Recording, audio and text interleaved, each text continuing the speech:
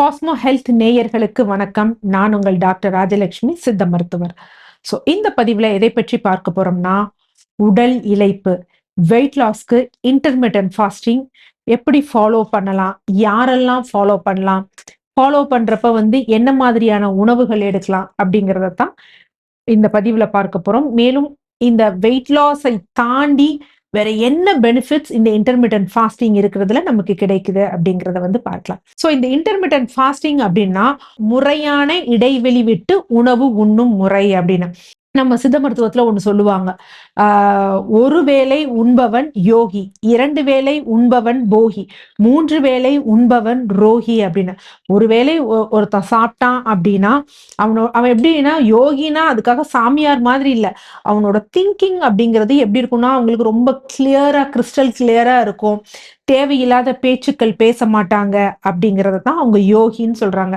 2 வேளை உண்பவன் போகி. போகி அப்படிங்கிறது என்ன அப்படின்னா, ஓகே எதுனாலும் நான் சாப்பிடலாம், பெருசா ஒண்ணும் இருக்காது, நோய் அப்படியெல்லாம் இல்லாம இருக்கும் அப்படிங்கிறது. 3 வேளை உண்பவன் ரோகி அப்படின்னா, யாரெல்லாம் 3 வேளை சாப்பிடுறாங்களோ அவங்க நோயாளிகள் தான் இருப்பாங்க. நான் 3 வேளை தான் சாப்பிடுறேன்னு நீங்க நினைக்காதீங்க.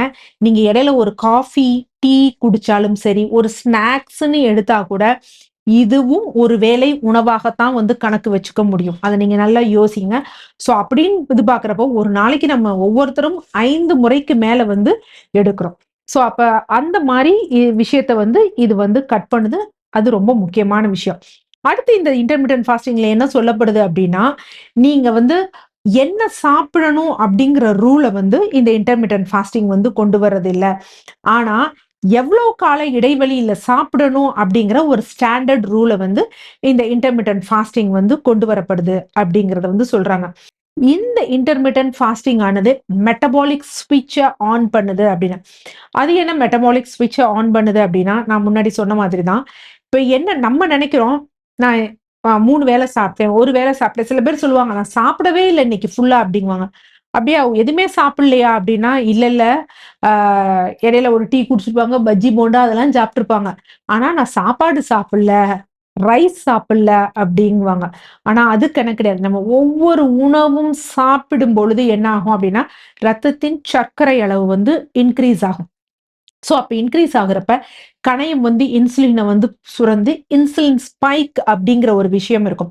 நம்ம எவ்வளவு உணவு சாப்பிடுகிறோமோ அதற்கேற்றார் போல நம்ம உடல் உழைப்பு தந்து அதை எரியூட்டணும். ஆனா அப்படி நம்ம செய்யாத பொழுது என்ன ஆகும்னா, இந்த அதிகமாக இருக்கக்கூடிய சர்க்கரை ஆனது அப்படியே என்ன செய்யும், கொழுப்பாக சேர்ந்து கன்வெர்ட் ஆகி வைக்கும். இந்த கொழுப்பு என்ன பண்ணும் அப்படின்னா, நம்மளுடைய ரத்தத்தில் இருக்கக்கூடிய சுகரை செல்கள் எடுக்க முடியாமல் ஒரு தடைக்கல்லா இருக்கும். இப்ப இந்த இன்டர்மிட்டன்ட் ஃபாஸ்டிங் நடக்கும் பொழுது என்ன அப்படின்னு பாத்தீங்கன்னா, அந்த ஒரு குறிப்பிட்ட கால இடைவெளிக்கு நம்ம எதுவும் உணவு எடுக்கிறது இல்ல. இந்த உணவு எடுக்கிறது இல்லைன்னா நான் நான் ஜூஸா பருகலாமா அப்படின்னா அதெல்லாம் தவறு. அதாவது அந்த எடுக்கக்கூடாது அப்படிங்கக்கூடிய டைம்ல நம்ம என்ன பண்ணணும் அப்படின்னா, கேலரிஸ் உள்ள உணவுகள் எதுவுமே நம்ம எடுக்கக்கூடாது. அடுத்து அந்த குறிப்பிட்ட அந்த ஒரு ஷார்ட் டூரேஷன் நம்ம சாப்பிடுவோம் பார்த்தீங்களா?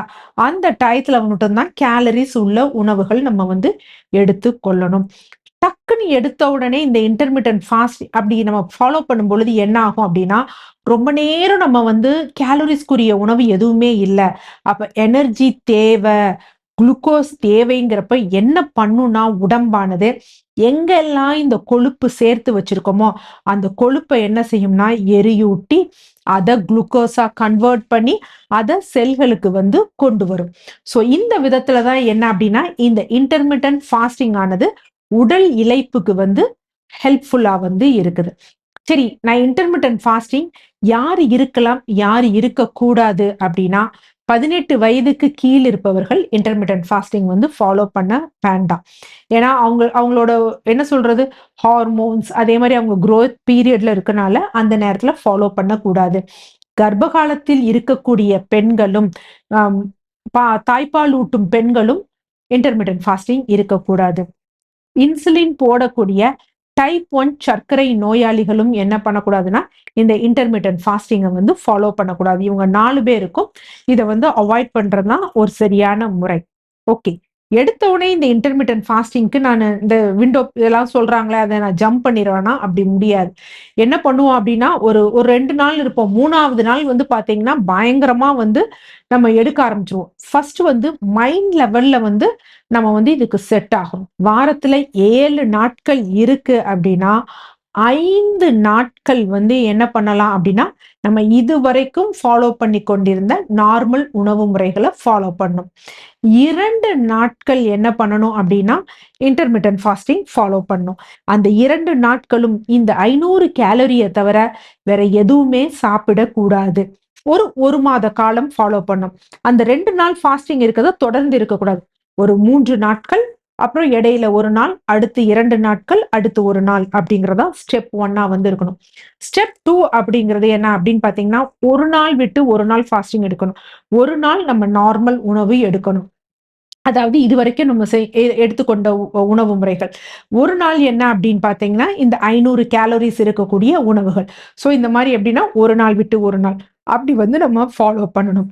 அடுத்து 3வது மெத்தட் தான் என்ன அப்படின்னு பார்த்தீங்கன்னா, காலை இடைவெளி விட்டு ஸ்டார்ட் பண்றது. இந்த காலை இடைவெளியில என்ன பண்ணணும்னா, ஃபர்ஸ்ட் ஸ்டெப் என்னன்னா, 16 மணி நேரம் ஃபாஸ்டிங் இருக்கணும். 8 மணி நேரம் நமக்கு தேவையான உணவுகள வந்து நம்ம சாப்பிடணும். ஸோ இந்த 8 மணி நேரம் அப்படிங்கிறப்ப 2 வேளை வந்து உணவுகள் வந்து வரும். அடுத்து 4வது ஸ்டெப் என்ன அப்படின்னு பார்த்தீங்கன்னா, 20 மணி நேரம் வந்து ஃபாஸ்டிங்ல இருக்கணும். ஒரு 4 மணி நேரம் வந்து நமக்கு தேவையான உணவு வந்து எடுக்கிறதா இருக்கணும். அடுத்தது என்ன அப்படின்னு பார்த்தீங்கன்னா, OMPDன்னு சொல்லுவாங்க. 1 மீல் பெர் டே. ஸோ ஒரு வேளை நல்ல ஒரு கிராண்டா ஆரோக்கியமான உணவுகள் வந்து எடுக்கணும். ஸோ மோஸ்ட் ப்ராபப்லி இத டச் பண்றது கொஞ்சம் கஷ்டம் தான். பட் இந்த ப்ராசஸ்லாம் நீங்க பண்ணி வரும்பொழுது 5வது மாதம் வந்து OMPD அச்சீவ் பண்றது ஒண்ணும் பெரிய கஷ்டமான விஷயம் வந்து கிடையாது. அடுத்து 6வது ஸ்டெப் என்ன அப்படின்னு பார்த்தீங்கன்னா, ஃபாஸ்டிங். Water fasting. அது ரொம்ப தான். ஸோ வாரத்தில் ஒரு முறை, இல்ல நமக்கு ரிலிஜியஸா நம்ம என்னைக்கு நினைக்கிறோமோ, அந்த மாரி வாட்டர் ஃபாஸ்டிங். ஸோ இந்த மாரி படிப்படியாக நம்ம ஃபாலோ பண்ணோம் அப்படின்னா, நம்ம ஈஸியா வந்து இதுக்கு வந்து நம்ம அடாப்ட் ஆயிரலாம். சரி, இந்த ஃபாஸ்டிங் இருக்கிற நேரத்துல கேலோரிஸ் இல்லாத உணவுகள் எடுக்கலாம் அப்படிங்கிறீங்க. ஸோ லிக்விடா நான் எடுக்கலாமா? எண்ணெய் எடுக்கலாம், நான் ஜூஸா எடுக்கலாமா? இளநீரா எடுக்கலாமா? அப்படின்னா, இளநீர் எடுக்கக்கூடாது. ஏன்னா இளநீர்லயும் சுகர் வந்து இருக்கு. பழங்களின் சாறு எடுக்கக்கூடாது. ஒரே ஒரு பழத்தை தவிர. என்ன அப்படின்னா எலுமிச்சை பழம். ஸோ இதுல ஃபர்ஸ்ட் வந்து அட்வைஸ் பண்றது என்ன அப்படின்னு பார்த்தீங்கன்னா, நார்மல் தண்ணீர் வந்து எடுக்கலாம். யூசுவலா ஆல்கலி வாட்டர் அப்படின்னு சொல்லுவாங்க. அதாவது தண்ணீர்ல எலுமிச்சை, புதினா, நெல்லி இந்த மாரி எல்லாம் சேர்த்து தண்ணீர் குடிப்பாங்க. அந்த மாதிரியான தண்ணீர் வந்து எடுத்துக்கலாம். அடுத்து லெமன் வாட்டர் எடுக்கலாம். ஸோ லெமன், அதனுடன் என்ன அப்படின்னு பார்த்தீங்கன்னா, உப்பு. கிரீன் டீ வந்து எடுத்துக்கலாம். அதுவும் ஒண்ணும் பிரச்சனை கிடையாது. பட் கிரீன் டீல சுகர் எதுவுமே நம்ம ஆட் பண்ணக்கூடாது. ஸோ வெண்ணெய் எடுத்தா அந்த பிளைன் பட்டர் மில்க் இருக்கு பார்த்தீங்களா? அதனுடன் சால்ட்டோ அந்த மாரி நம்ம சேர்த்துட்டு, நம்ம அந்த மாரி எடுத்துக்கலாம். ஸோ இந்த 5ம் தான் நம்ம ஃபாஸ்டிங் இருக்கிறப்ப எடுக்கலாம். சில சமயம் என்னன்னா, ஆப்பிள் சிடர் வினிகரும் எடுக்கலாம். ரொம்ப எனக்கு ஒரு மாரி பசி வர்ற மாதிரி இருக்கு, ஒரு டிஸ்கம்ஃபர்ட் இருக்குன்னு நெனைக்கிறப்ப ஆப்பிள் சிடர் வினிகர் எடுக்கலாம். ஆப்பிள் சிடர் வினிகர் எவ்ளோ எடுக்கலாம் அப்படின்னு பார்த்தீங்கன்னா, ஒரு 5 எம்எல் 1 டம்ளர் வெதுவெதுப்பான வெந்நீர்ல. ஸோ இந்த 6 லிக்விடுமே என்ன அப்படின்னா, நம்ம அந்த ஃபாஸ்டிங் இருக்கக்கூடிய விண்டோ பீரியட்ல நம்ம எடுத்துக்கொள்ள வேண்டியது. ஓகே. அப்ப நான் இப்ப இப்ப நம்ம அந்த உணவு எடுக்கக்கூடிய டைம் இருக்கு பார்த்தீங்களா? அந்த என்ன எடுக்கலாம்? கண்டிப்பாக உங்க உணவுல ஒரு ப்ரோபயோடிக் இருக்கணும். அடுத்து ஃபைபர் கன்டென்ட் இந்த இதுல ரொம்ப முக்கியம். ஒரு நாளைக்கு ஒரு 24 கிராம் ஃபைபராவது தேவை. ஸோ அது மாரி காய்கறிகள் அப்படிங்கிறது ரொம்ப முக்கியமான ஒரு விஷயம். அடுத்தது வந்து என்ன அப்படின்னா, புரோட்டீனும் தேவை. குறிப்பாக என்னன்னா, நம்ம இப்படியெல்லாம் உடல் இளைப்பு இது பண்றப்ப சில பேர் என்ன செய்வாங்க, வயிறு தொங்கும், தசைகள்லாம் தளர்ந்து போயிடும். என்ன காரணம்னா, வெயிட் அந்த இது குறையறப்ப நம்ம தசைகள் வந்து நல்லா ஸ்ட்ராங்கா சப்போர்ட்டா வந்து இருக்கணும். அது ரொம்ப முக்கியம். அதுக்காக என்ன பண்ணணும்னா, புரோட்டீன் அதனுடன் கொஞ்சம் என்ன அப்படின்னு பார்த்தீங்கன்னா, எக்ஸர்சைஸ் பண்ணணும். பட் புரோட்டீன் ரொம்ப முக்கியம். ஃபேட்டும் ரொம்ப முக்கியம். ஏன் அப்படின்னா, நம்ம அந்த ஒரு குறைந்த அளவு அது ஓஎம்பிடி எல்லாம் வரும்பொழுது என்ன அப்படின்னா, நம்ம நாள் முழுதும் சாப்பிடுறது கிடையாது. அப்ப நம்ம கொஞ்சம் ஸ்டஃப்டா இருக்கணும் அப்படின்னா ஃபேட். ஸோ ஃபேட்டுங்கிறப்ப ஆரோக்கியமான ஃபேட் என்ன அப்படின்னு பார்த்தீங்கன்னா, நெய் எடுத்துக்கலாம், வெண்ணெய் எடுத்துக்கலாம், ஆ பன்னீர் போன்ற விஷயங்கள வந்து நம்ம எடுத்துக்கலாம்.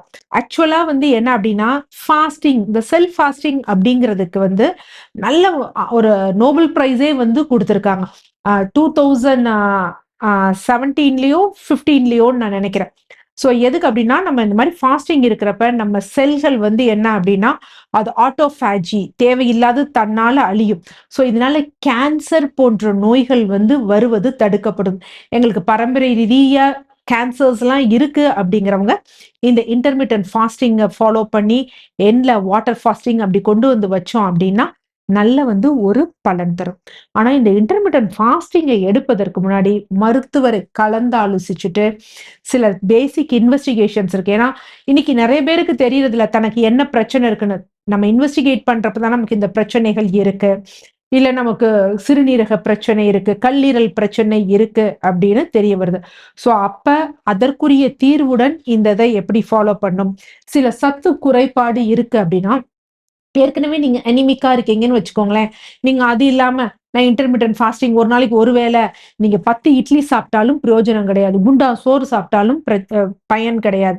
ஸோ அப்ப அந்த சத்து குறைபாடை நீக்க என்ன மாதிரியான உணவு அந்த உங்களுக்கு அந்த பீரியட்ல நீங்க எடுத்துக்கணும் அப்படிங்கிறத பார்த்து ஃபாலோ பண்ணா, இன்டர்மிட்டன்ட் ஃபாஸ்டிங் அப்படிங்கிறது ஒரு பல நோய்களை தீர்க்கும் ஒரு அற்புதமான உணவு முறை அப்படின்னு கூட சொல்லலாம். நன்றி.